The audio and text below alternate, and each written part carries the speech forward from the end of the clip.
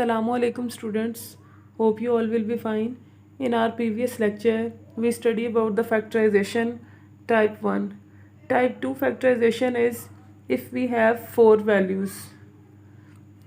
If we have 4 values, then firstly we make pair of these two values and these two values. For example, we have values 3x plus c x plus 3c plus c square.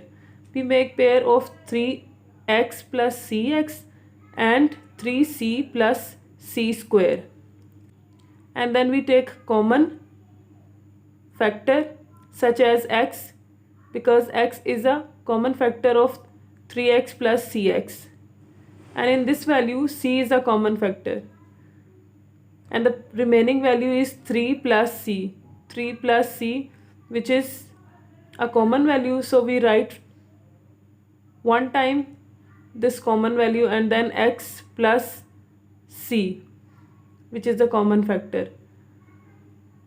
Another example, we have 2x square y minus 2xy plus 4y square x minus 4y square.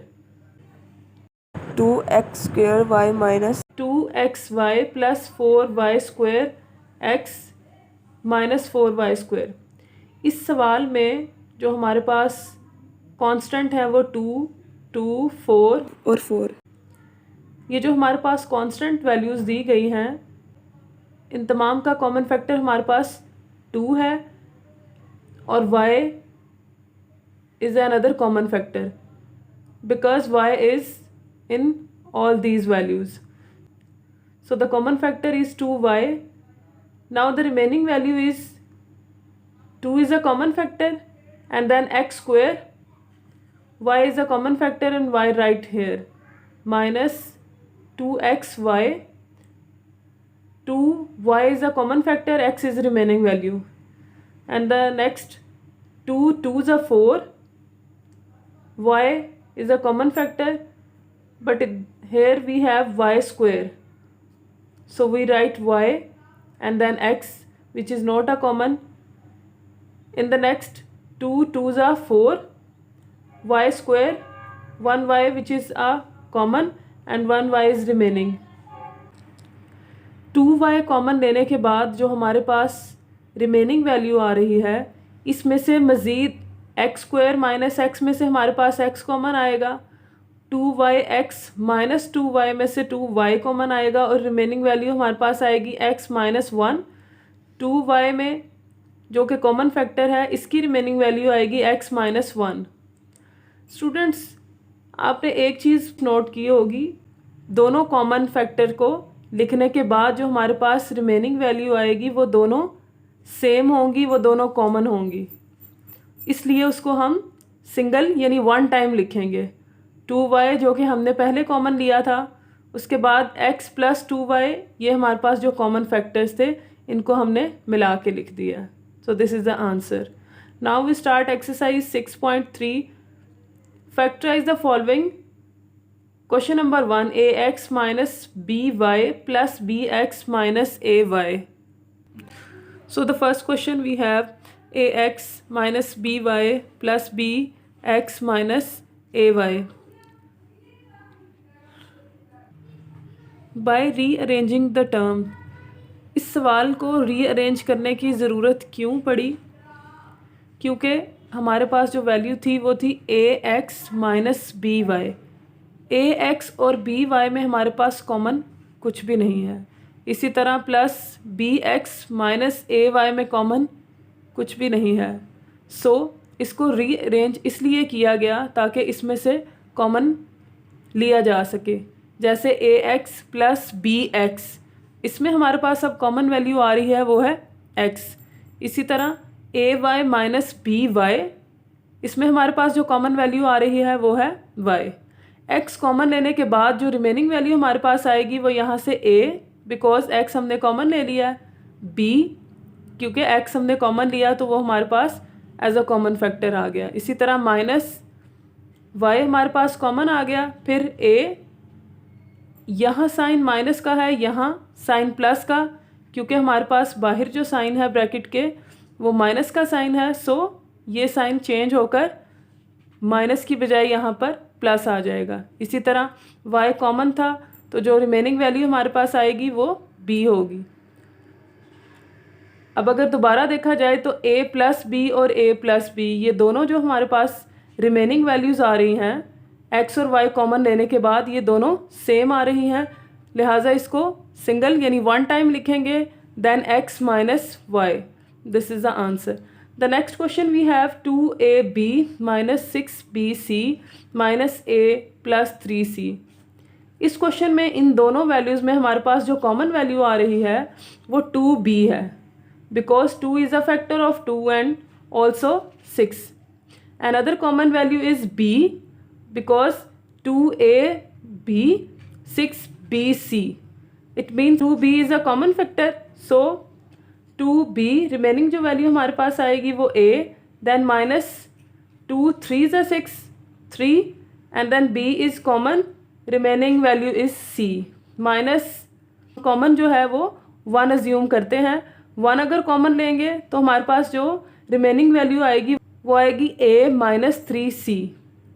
Sign यहाँ पर देखा जाए तो यहाँ plus का sign था, change क्यों किया हमने, क्योंकि हमारे पास ब्रैकेट के बाहर जो साइन है वो माइनस का है, जिसकी वजह से ये साइन जो चेंज हो जाएगा और माइनस प्लस माइनस आ जाएगा। रिमेनिंग वैल्यू फिर कॉमन लेने के बाद हमारे पास आ गई a minus 3c a minus 3c जो कि दोनों सेम है, इनको हम वन टाइम लिखेंगे एंड देन कॉमन फैक्टर जो हमने कॉमन वैल्यूज़ ली थी 2b माइनस 1 वो लिखेंगे। So this is the answer. The next question we have x square plus 5x minus 2x minus 10। The first values in the first two values we have common value x and in the next we have common 2 because 2 is a factor of 2 and 10। x common लेने के बाद हमारे पास जो remaining value आएगी यहाँ पर x square में था, एक x हमने एज अ कॉमन लिख दिया तो जो हमारे पास रिमेनिंग 1x है वो यहाँ लिखा जाएगा, प्लस x कॉमन है और जो रिमेनिंग वैल्यू आएगी वो आएगी 5 माइनस 2 हमने कॉमन लिया, 2 1 ज़ा 2 सो 1x आ जाएगा, 2 5 ज़ा 10 तो 5 यहाँ पर एज अ रिमेनिंग वैल्यू आएगा। साइन फिर minus minus plus, because bracket के बाहर जो साइन अगर माइनस का हो तो इंटरनल साइन चेंज करके हम लिखते हैं। इसी तरह फिर दोबारा से अगर देखा जाए तो जो ये हमारी वैल्यूज़ आ रही हैं वो दोनों सेम आएंगी, इनको हम as a common factor one time लिखेंगे x plus 5 and then x minus 2। This is the answer. The next question we have x square minus 7x plus 2x minus 14। इनमें से कॉमन वैल्यू हमारे पास जो आएगी वो आएगी x एंड 2x माइनस 14 में से कॉमन आएगा 2 is a factor of 2 and 17। x common लेने के बाद जो रिमेनिंग हमारे पास वैल्यू आ रही है वो x है, देन माइनस 7x था, x कॉमन वैल्यू आ गई और जो रिमेनिंग वैल्यू थी वो 7 थी। इसी तरह 2 हमारे पास कॉमन वैल्यू है, कॉमन लेने के बाद रिमेनिंग वैल्यू यहाँ पर x आएगी, देन माइनस 2 7 ज़ा 14। साइन अब हमने चेंज नहीं किया क्योंकि प्लस माइनस माइनस ही रहेगा और ब्रैकेट के बाहर अगर प्लस है तो साइन चेंज नहीं होता। हमारे पास जो रिमेनिंग वैल्यूज़ थी दोनों कॉमन फैक्टर लेने के बाद वो x माइनस 7 और x माइनस 7 है जो कि हमने वन टाइम लिख ली और x plus 2। So this is the answer. In the next question we have a value x square plus 3x minus 4x minus 12। So the common value of x square plus 3x is x and the other value 4x minus 12, the common value is 4 because 4 is a factor of 4 and 12. After taking x as common, the remaining value is x plus 3. 1x is as common and 1x is remaining value. And 3 is remaining value, x is as written as common. Minus 4 is a common factor, so x is remaining value written as remaining value, then minus plus 4 3s are 12. The remaining value x plus 3 are same. So write one time and then x minus 4. This is the answer. In the next question we have value x square minus 8x minus 4x plus 32. इसमें से हमारे पास common value आ रही है x common लेने के बाद जो remaining value आई, क्योंकि यहाँ पर x स्क्वायर है, वो रिमेनिंग वैल्यू हमारे पास x आएगी -8, और जो 8 के साथ x था वो हमने एज अ कॉमन लिखा है, -4 लिखा है as a common factor.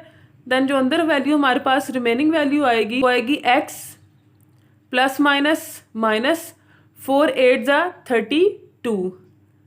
The remaining value of both factors x minus 8 we write one time and x minus 4.